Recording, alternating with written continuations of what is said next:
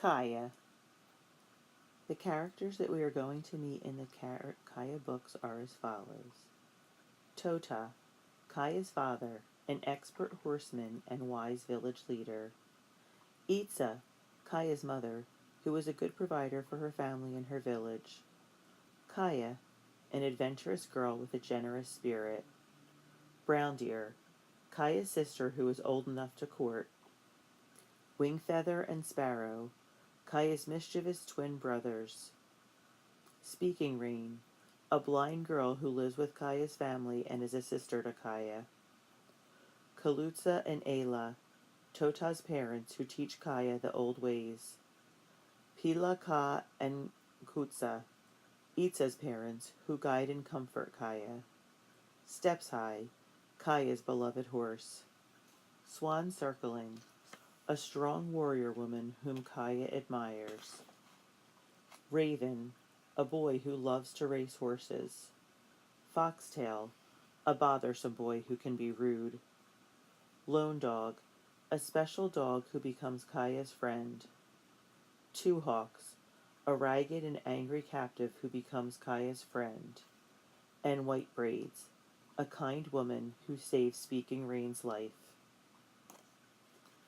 Kaya and her family are Nimipu, known today as Nez Perce Indians. They speak the Nez Perce language, so you'll hear some Nez Perce words in this book. Kaya is short for the Nez Perce name Kaya Atonmi, which means she who arranges rocks. Some of the words that you will hear in this book that may not be familiar to you are Eha, means yes, that's right. Ayla, grandmother from father's side. Itza, mother. Hunyawat, the creator. Kalutza, grandfather from father's side. Katsi Yao Yao, thank you. Kutsa, grandmother from mother's side. Kaya Atonmi, she who arranges rocks. Nimipu, the people known today as the Nez Perce. Pilaka, grandfather from mother's side. Salish, friends of the Nez Perce who live near them. Totlo, ground squirrel. Tots, good. Tots may we, good morning. Tikas, baby board or cradle. Tota, father. Watu, no. Walawa, Wallowa Valley in present-day Oregon. Wapal Wapul, Western Yarrow, a plant that helps stop bleeding. Wayakin, guardian spirit. And now we will start reading Kaya's Escape. Chapter 1, Taken Captive. Kaya dug her fists into the side of her waist and stretched. Her back was sore from bending over to pick huckleberries. Since first light, she and the other girls had moved along the hillside, plucking ripe berries from the bushes and dropping them into the baskets they wore at their waists. Now the sun was high overhead. It was time to sort and dry the berries they'd picked in the cooler hours. Kaya thought dried berries were good, but ripe ones were a feast. When she thought no one was looking, she sneaked a handful for herself. "Look, Magpie stealing berries," Little Fawn cried. "If she eats too many now, we won't have enough when winter comes." She gave Kaya a teasing grin. Kaya winced. Not a single day went by without someone calling her by her awful nickname, Magpie. Early in the summer, while visiting her father's family in Wallowa, she'd gone off to race her horse when she was supposed to be taking care of her little brothers. Whip Woman had told Kaya she was no more responsible than a thieving magpie. When all the children were switched for Kaya's disobedience, they began calling her Magpie. And being switched is being spanked with a reed or a piece of leather. Each time Kaya heard that nickname, it stung like Whip Woman's switch. It was now late summer, and Kaya was back in Salmon River country, where her family had joined her mother's band of Nimipu. They had traveled upstream and set up camp to pick berries in the higher country. Her father and many of the other men had gone even farther into the mountains to scout the deer and elk trails. It was time for the hunt. Soon the men would bring back as much game as they could so that everyone would have plenty of meat for the winter. With the dried meat, fish, and berries, there would be good provisions for the cold season to come. Kaya untied the basket from her belt and spread leaves over the berries to keep them from falling out of the basket. She set her basket with those her mother and her big sister Brown Deer had filled. All the women and girls had been berry picking. Even the youngest girls wore little baskets, though they were allowed to eat more berries than they saved. Kaya's grandmother was loading baskets onto her horse. Kutsa glanced over her shoulder at Kaya, then nodded at a little girl with her tiny basket. "Remember when you were that young?" she asked Kaya. "Remember how you'd run to give me the first few berries you picked?" Kaya smiled, glad to be reminded of those happy days. "I remember you always praised me for my berries," she said. "You said I'd be a good picker one day." "And you are," Kutsa said. She hung the last bags onto her saddle, then patted her horse. Leading it, she began to walk with the others down to the teepee set in the meadow near the stream. Kaya walked alongside Kutsa, matching her strides to her grandmother's long ones. Heat rose from the stony path and shimmered around her legs. "The sun's hot, isn't it?" she said. "Aha," Kutsa agreed. "The day is hot and our work is hard, but we need to pick berries so we won't go hungry this winter." Kaya studied the thick grooves of lodgepole pines that ringed the meadow below. "Could Speaking Rain and I sleep outside the teepee tonight?" she asked. "I think we'd be cooler in the meadow." "We'll be cool enough inside," Kutsa said. "I want you two near me. With many of our men away, we'll be safer if we stay close together. The boys are keeping the herd close by too. Look, there's your horse with the others." Kaya shaded her eyes. She quickly identified Steps High by the star on her forehead. Kaya's horse was grazing at the edge of the herd with some mares in their foals. Perhaps Steps High sensed Kaya's approach, for she lifted her head and whinnied. Kutsa halted her horse. She picked some large leaves from a thimbleberry plant beside the trail. Then she sprinkled a pitch of dried roots on the earth in thanks for what she'd taken. She used the leaves to wipe sweat from Kaya's forehead, and then to dry her own face. "Go sit in the shade with Speaking Rain for a little while," she said. "The heat has tired you." Kaya found Speaking Rain sitting under a pine tree. Speaking Rain was blind, so she'd stayed in the camp with the elderly women and men. She was weaving a bear grass basket that Kutsa had begun for her. "I brought you some huckleberries, little sister," Kaya said. She placed a handful of berries into Speaking Rain's outstretched hands. Since Speaking Rain's parents had died, she lived with Kaya's family and been a sister to her. Kaya sat beside Speaking Rain in the shade of the pine tree. "Our dogs chased 2 black bears out of the berry bushes this morning," Kaya said. "Everyone wants these berries," Speaking Rain said. She ate hers one by one, making them last as long as possible.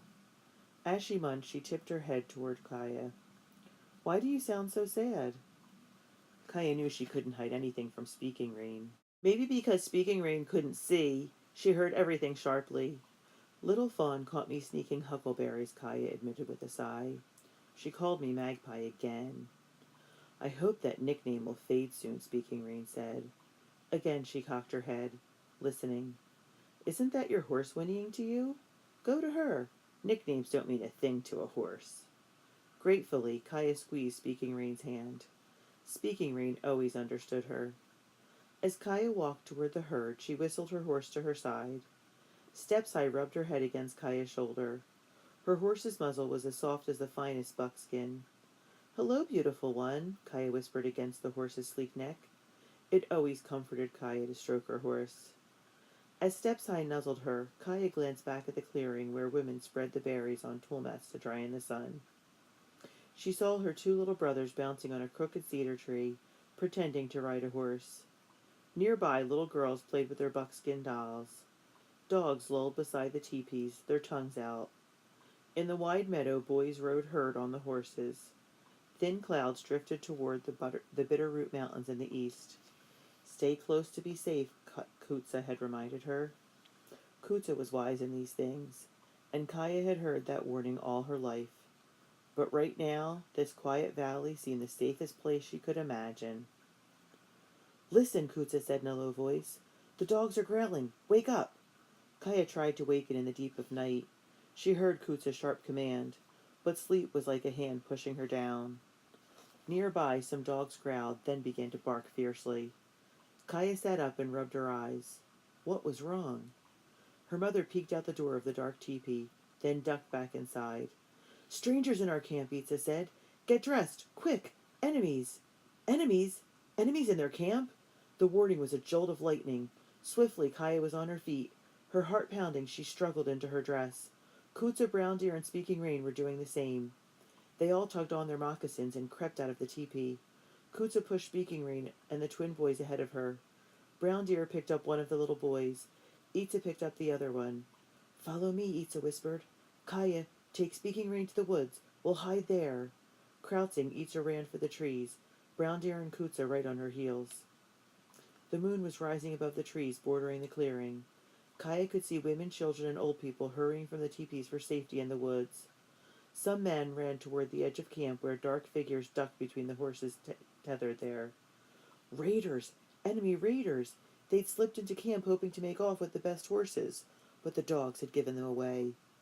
Kaya's mouth was dry with alarm.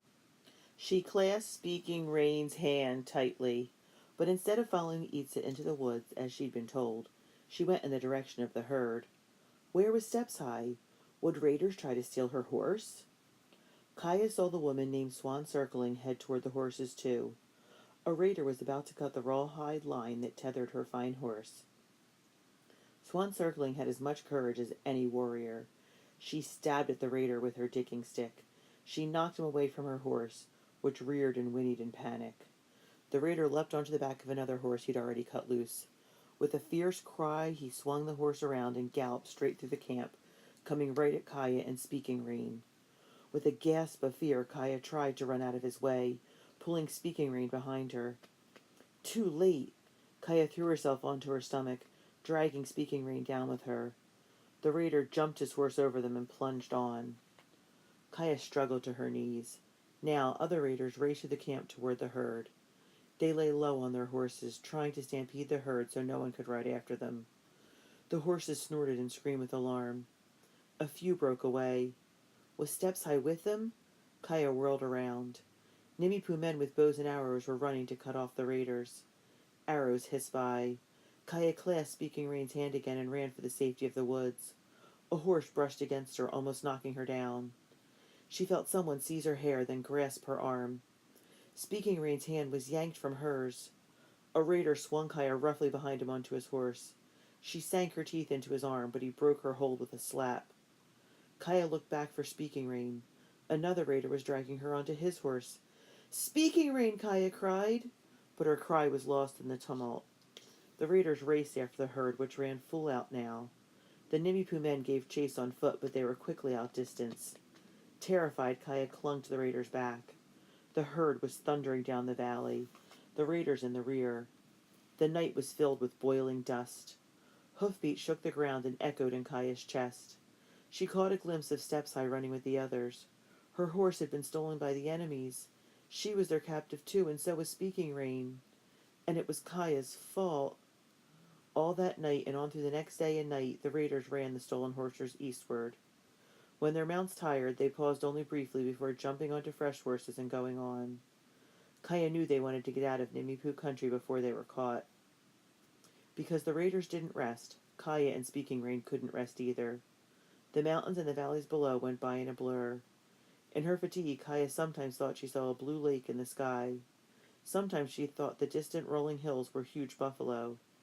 And sometimes she did fall asleep, her head bumping the raider's back. He slapped her legs to waken her.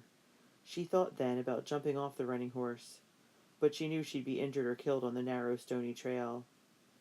Maybe it would be better to die than to be a captive, Kaya thought, but she couldn't abandon Speaking Rain. When the sun was high overhead, the raiders finally stopped to rest. They left a scout to guard their trail and took the herd to a grassy spot by a little lake where the horses could feed and drink. Kaya saw Steps High standing by the water with the other foam-flecked horses. Their heads were down and their chests heaved from the punishing journey. How she wished she could go to her horse. When the raiders gathered to share dried meat, Kaya got a better look at them. They were young, bold, and proud of themselves for stealing so many fine horses.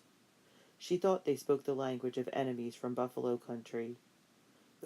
Though Kaya couldn't understand their words, she knew that they boasted of their success. Perhaps they were proud, too, that they had driven the herd all the way through Nimipu Country to the Northern Trail, through the Bitterroot Mountains. The raider who'd seized Speaking Rain offered her some of the buffalo meat. When she didn't respond, he waved his hand in front of her eyes, then made a noise of disgust. Kaya knew he was angry that the girl he'd captured for a slave was blind. He pushed her down beside Kaya and stalked back to the circle of men. Kaya held her close. Speaking Rain leaned against Kaya's shoulder. "Where are we?" she whispered.